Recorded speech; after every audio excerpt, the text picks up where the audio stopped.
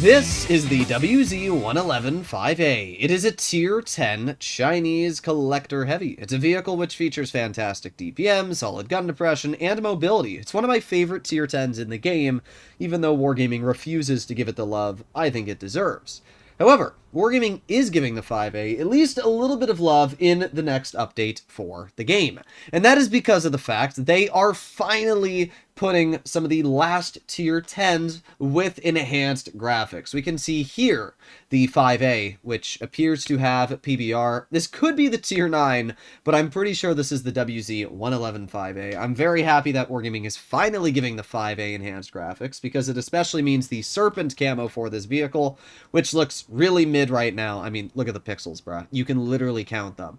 But next update, it is finally going to be getting the enhancements it deserves. And it's not just the 5A that is getting enhanced graphics. We also have the VK90, the T95E6, and the Badger. Funny enough, I already have these vehicles with enhanced graphics in my garage due to modding. It's kind of funny how Wargaming, releases these vehicles with enhanced graphics sometimes years later. I mean, the first PBR vehicles we've seen put into the game were literally years ago. And yet there are modding websites which already have all of the vehicles that don't have PBR fixed. So the T95E6, we can clearly see, does have enhanced graphics right here. And just looking from Wargaming's post, it's the exact same skin and model. So clearly, it's just a reskin that they're going to be putting into the game. And the VK90 I as well have PBR for. And this looks awesome, honestly. The VK90 with PBR looks absolutely fantastic.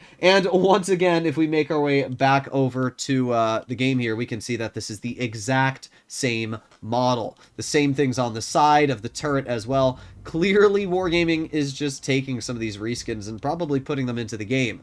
And then we have the Badger as well, which I have my PBR on. This looks freaking epic. Way better than anything Wargaming has put into the game.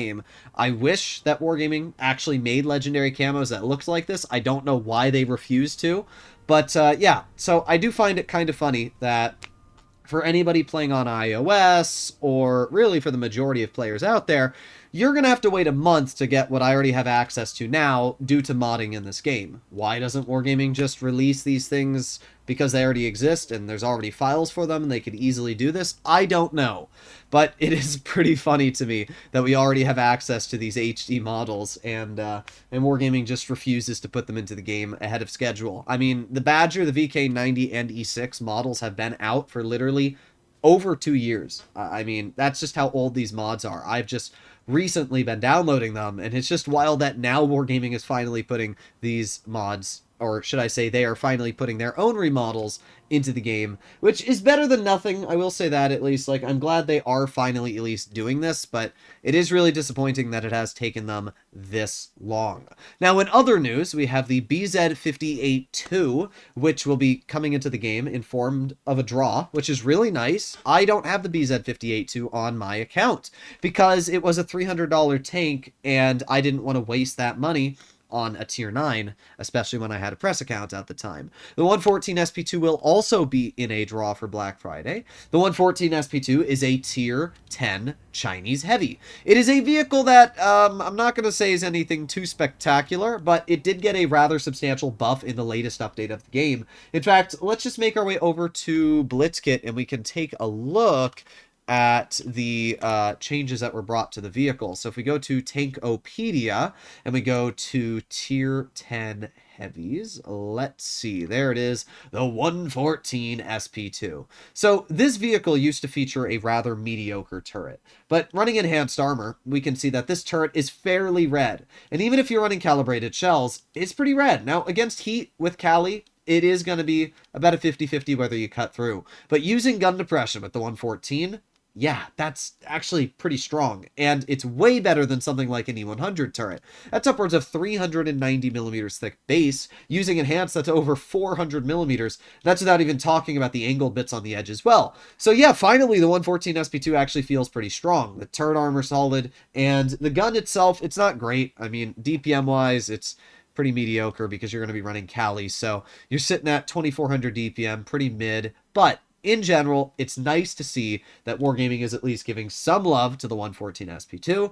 I don't think it's a bad tank. I actually think it's pretty good after the changes. So I got no complaints about this vehicle. And if this is the kind of tank that you're wanting to get your hands on, then not too bad. Just a warning, by the way, if you were thinking about picking up the BZ58, I probably will be because I'm a bit of a loony and I love wasting my money on tanks that I don't have on my main account. But if you are thinking about picking this vehicle up, just keep in mind the roof of this vehicle is an overmatch to any 91 millimeter or higher caliber guns. So basically every single tier 10 and 9 will overmatch this roof because look at how weak it is. Like we can literally go and get out a medium. Let's say, I don't know, how about a low caliber medium? A T55A has 310 damage per shot. Even a 55A can overmatch your roof because it's only 30 mils thick, and 3 calibers rule allows you to overmatch that plate. So because of that, yeah, I just don't see much of a reason to play this vehicle when you have access to the 50 TP on the tech tree.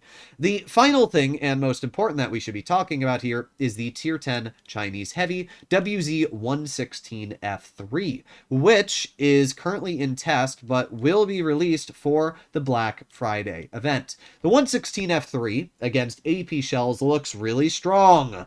Unfortunately, it's not very strong. You can see already just against AP that this turret is not super thick, and when you load gold, yeah, that's bad. I mean, that's really bad. It's only 300 millimeters thick. I mean, to show you how bad that turret armor is, we can get out a medium. Let's just say a pretty average medium in terms of pen the object 140. This is what the 140 sees when loading gold on your turret. And if you're using gun depression, it's still very weak.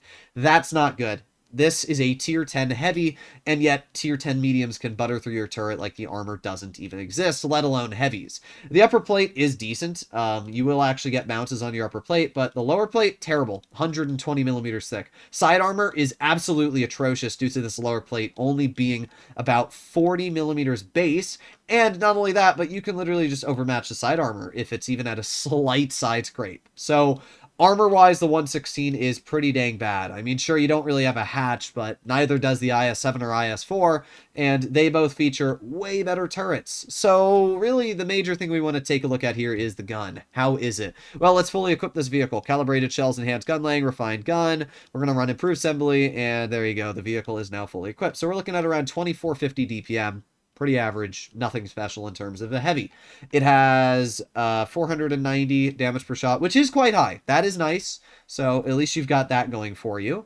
Dispersion is terrible, by the way. Look at how bad its space dispersion is. 0.398. That is absolutely tragic. But thankfully, its on-movement dispersion values are not terrible. So if you're running refined gun paired with the on-move, it's not too bad at least. 6 degrees gun depression is, though. That makes it very unflexible for any ridgeline you're going to use it on.